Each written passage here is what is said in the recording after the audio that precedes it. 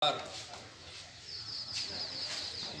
सभा नारायणपुर में आज इस चौपाल कार्यक्रम की अध्यक्षता कर रहे भूतपूर्व प्रधानाचार्य श्री प्रकाश त्रिपाठी जी, युवा मंडल के अध्यक्ष अमित पांडे जी,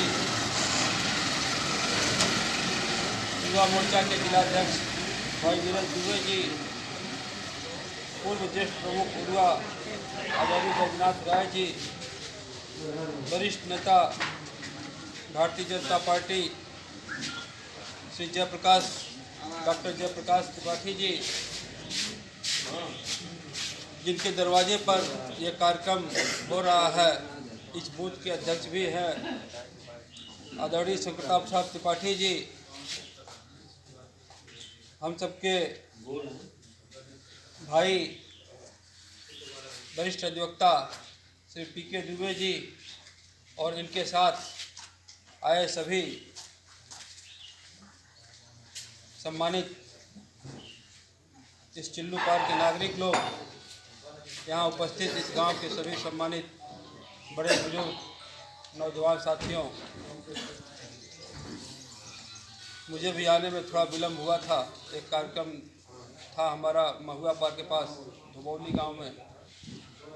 आदरणीय अध्यक्ष जी का बार बार फोन आ रहा था, मैंने कहा मैं पहुंच रहा हूं, थोड़ा विलम्ब से आया हूं, इसके लिए मैं आप सभी से क्षमा प्रार्थी हूं। अभी हमारे जिला अध्यक्ष जी ने बताया कि मैं भी प्रत्याशिता के दौर में था, मैं भी टिकट का दावेदार था इस विधानसभा से, लेकिन संगठन शीर्ष नेतृत्व ने जिसको उचित समझा उसको मैदान में भेजा, हमारे आपके बीच में चुनाव लड़ने के लिए भेजा। तो एक कार्यकर्ता के रूप में हम सबका दायित्व बनता है कि उसके लिए काम करें और उसको यहाँ से जिता करके विधानसभा में भेजने का काम करें। सरकार की योजनाएं, सरकार की जो लाभकारी योजनाएं आपके पास आ रही हैं, सारे लोगों ने बताया। मैं सिर्फ इतना कहना चाहता हूं कि 2017 से पीछे 2012 की जो सरकार थी, 2012 से 2017 के बीच में जो सरकार थी और 2017 से 2022 के बीच में जो सरकार है, दोनों का तुलनात्मक अध्ययन करिए आप। जब कभी अकेले में बैठिए तो दोनों के कामों के बारे में आप तुलना करिए और उसका रिजल्ट निकालिए, देखिए कि किन सरकारों ने काम किया, उस सरकार ने किया कि इस सरकार ने किया, किसके नेतृत्व में जो है आपका विकास हुआ, किसके नेतृत्व में देश का विकास हुआ। 10 साल एक प्रधानमंत्री काम किया था, 7 साल एक प्रधानमंत्री को काम करते हो गया। आप बहुत पीछे मत जाइए, इतिहास में नहीं जाने की आवश्यकता है, केवल 10 साल 20 साल के पीछे हम चलते हैं। 10 साल जिसने राज किया था, जिसको लोग कहते थे कि बोलने पे मनाही है, बोलना नहीं है, उस सरकार का भी आपने काम देखा था। और अभी जो 2014 से सरकार चला रहे हैं देश में, उनकी भी सरकार को आप देख रहे हैं। ये तो हम देश स्तर की बात कर रहे हैं, हम बात कर रहे थे अपने प्रदेश की। जो प्रदेश सरकार है, आपको याद होगा कि हर साल एक बहुत बड़ा महोत्सव मनाया जाता था। अगर किसी को नाम याद हो तो बता सकता है।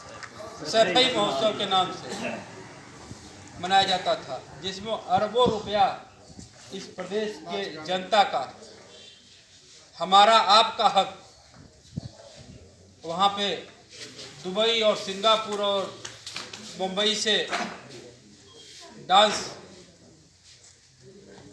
ग्रुप बुलाया जाता था, डांस करने वालों को बुला करके नचाया और गवाया जाता था। जहाज़ें जाती थी, हवाई जहाज़ें जाती थी, हेलीकॉप्टर जाते थे, लंदन से बग्घी आती थी, उसमें बैठ कर के नेताजी जाते थे अपना जन्मदिन मनाने के लिए।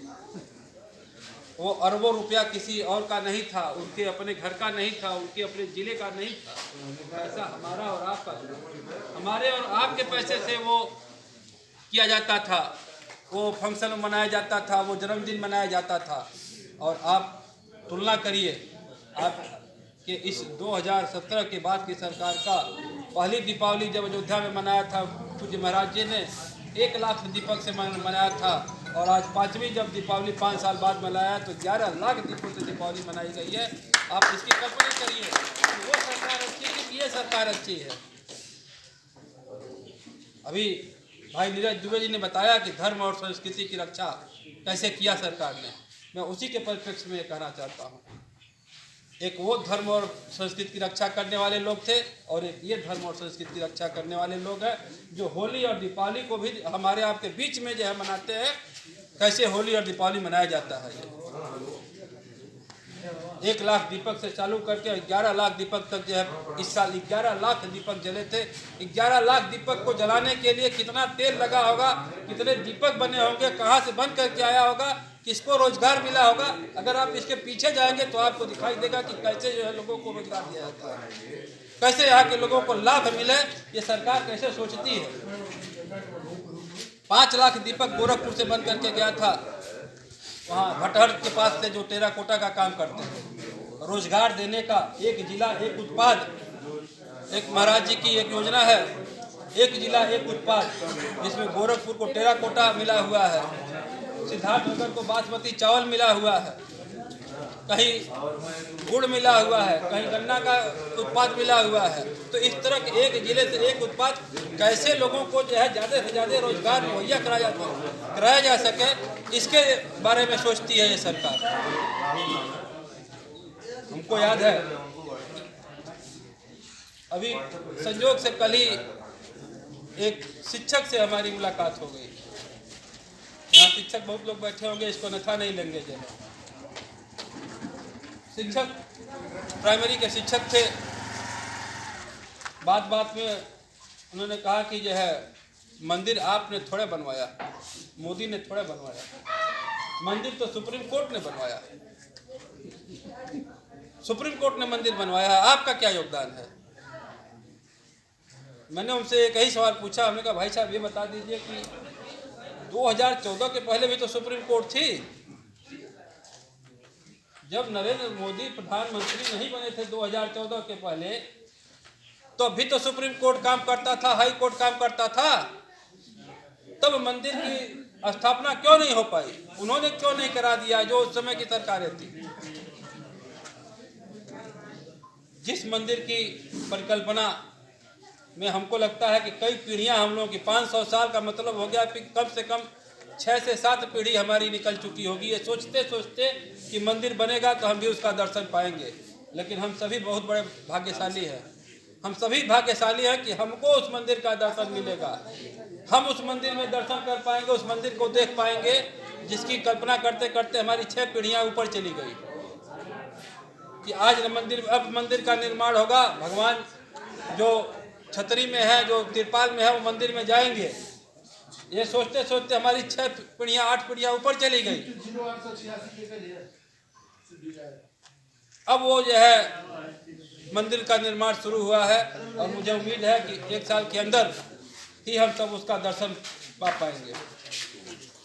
बनारस की बात करते हैं, आप कभी काशी विश्वनाथ जाइए, जिन गलियों से होकर के जाना पड़ता था, अभी अध्यक्ष जी ने बताया कि जैसे गांव के किसी गली में रख दिया गया हो भगवान शिव को, अब वहां पे आप सीधे गाड़ी से जा सकते हैं। विंध्य धाम कॉरिडोर की योजना हो, या अब मथुरा में भी काम शुरू होने जा रहा है, मथुरा की योजना हो। मथुरा की पारी है। हाँ, मथुरा की योजना आ गई है, मथुरा पे भी काम होने जा रहा है। ये सारी योजनाओं को अगर किसी ने लाने का काम किया तो पूज्य नरेंद्र मोदी जी और महाराज योगी जी आदित्यनाथ जी महाराज जी योजनाएं तो बहुत सारी आई हैं, बहुत सारी चीज़ें आपको लाभान्वित, जिसका लाभ हम सब पा रहे हैं। अभी पूर्व वक्ताओं ने सब बताया भी, उसको दोहराने की आवश्यकता नहीं है। केवल इतना कहना चाहता हूँ कि 2012 से शायद ये क्षेत्र जिल्लू पार में आया है। 2012 के पहले ये धुरिया पार क्षेत्र हुआ करता था और हम लोग चिल्लू पार में हुआ करते थे जो है। अब धुरिया पार का इतिहास तो हमको नहीं मालूम, लेकिन चिल्लू पार का जो इतिहास था वो ये था कि चिल्लू पार में जब से विधानसभा का चुनाव हुआ या भारतीय जनता पार्टी का गठन हुआ तो भारतीय जनता पार्टी का विधायक नहीं हुआ। धुरिया पार में भी संभवतः वैसा ही है।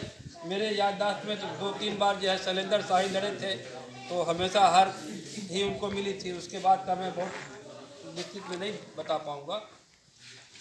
एक जो दाग लगा हुआ है इस दोनों विधानसभा धुरिया पार और चिल्लू पार को मिला लीजिए तो यहाँ से भारतीय जनता पार्टी का प्रतिनिधि अभी तक नहीं चुना गया है।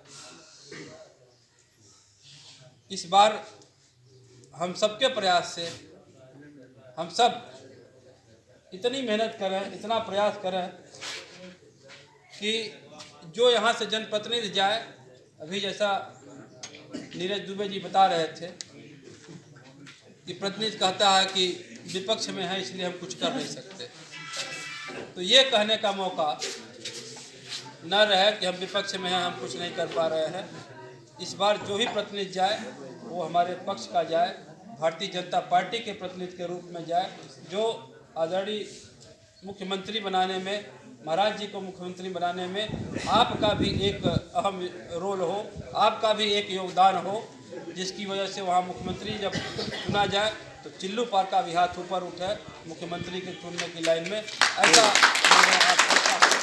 और इसीलिए जो है हम सब आज यहाँ पे इकट्ठा हुए हैं कि अपनी आने वाले 3 तारीख को हम सब एक साथ कमल को खिलाने का काम करें। हाँ, मैं ये मान सकता हूँ कि प्रत्याशी से किसी की नाराज़गी हो सकती है, व्यक्ति से किसी की नाराज़गी हो सकती है अगर व्यक्तिगत, लेकिन दल से किसी की नाराज़गी नहीं होनी चाहिए। हम भारतीय जनता पार्टी के लिए काम करते हैं, भारतीय जनता पार्टी को हमको जिताना है और राष्ट्र के लिए जो काम करता है हम राष्ट्र के लिए काम करते हैं। राष्ट्र हित में जो काम करे उसे हमको चुन करके भेजने का काम करना है। आने वाले 3 मार्च को आप सब भारतीय जनता पार्टी के प्रत्याशी को वोट दें ताकि वो वहाँ जा करके और आपके विधानसभा की जो भी समस्याएं हैं वो अपने विचारों को वहाँ रखते हुए आपकी समस्या का भी समाधान करावे।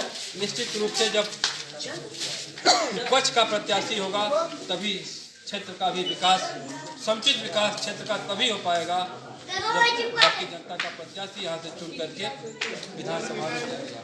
एक बार पुनः आप सभी से ये निवेदन करते हुए 3 मार्च को आप सभी भारतीय जनता पार्टी के प्रत्याशी आदरणीय भाई राजेश त्रिपाठी जी को अपना मतदान करें और उन्हें चुन करके विधानसभा भेजने का काम करें। इसी के साथ आप सभी को प्रणाम करते हुए जय हिंद, जय भारत, जय श्री राम।